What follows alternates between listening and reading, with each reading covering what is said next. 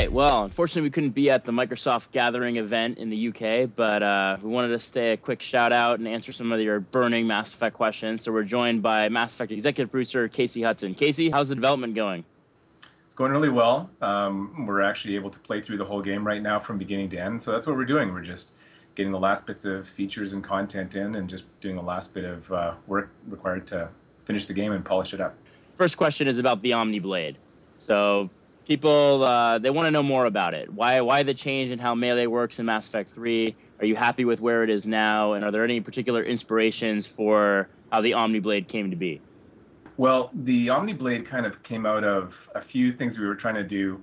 What we kind of wanted was an extension of what you can do with the Omni tool and actually make that into a really brutal cutting blade. We wanted to actually add a really special heavy melee that will also be part of your class selection. So every character class gets their own heavy melee. Now, obviously, the game looks fantastic, so props to your team. You guys have really done some amazing things, and you've somehow managed to squeeze even more improvements out of the same hardware that was available since the very first Mass Effect. Now, does that mean that we're able to keep the same number of discs on the Xbox, or do we have to add additional discs? Well, we don't want to go to 3 discs because we don't want more disc switching. But at the same time, and I appreciate that, Casey. As someone who doesn't want to get off my butt to switch the game in mid ass kicking, I personally appreciate limiting in the number of discs.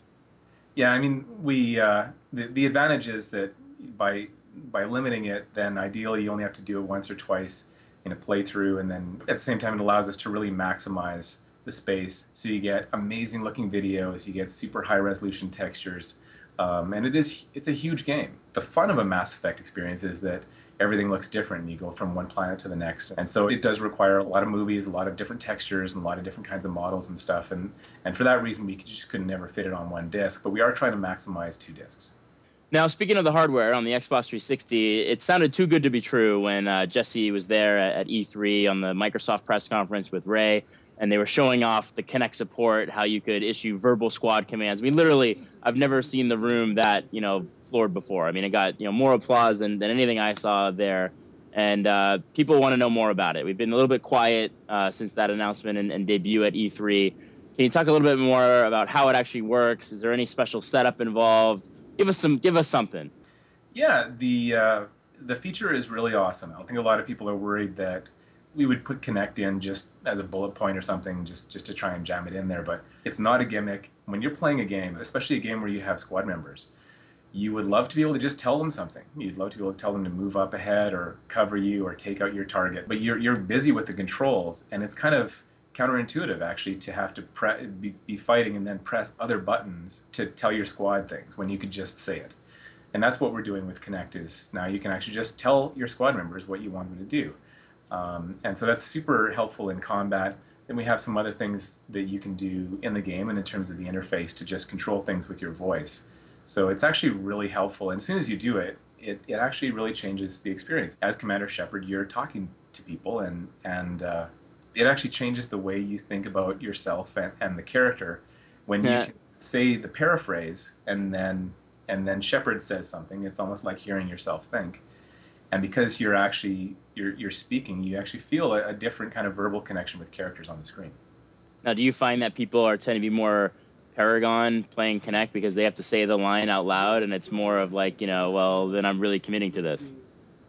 No, I think people still have a lot of fun, literally role-playing. That is playing a role, is being that character and being able to say the things that Commander Shepard is thinking. Now, how many commands are people going to be able to do with this feature? Is it like every squad command that you can pull up in the radio menu? Is there a limit? Is there a list you can see? How does that work?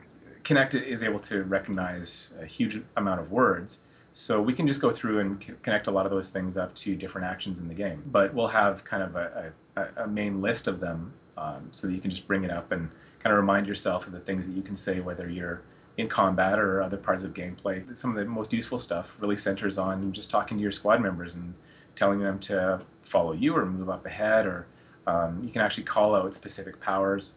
And so what a lot of people are having fun with is griefing on Kinect, where you walk into your friend's room who's playing Kinect and you yell charge, and then suddenly he launches across the battlefield at the giant Atlas that he's fighting, and suddenly he's in close quarters with him. So That'll be a challenge for people who are, you know, playing on a couch with their friend who can yell out stuff at the screen and make their character do things. But it actually is a really cool feature, and we're excited for people to be able to try it out.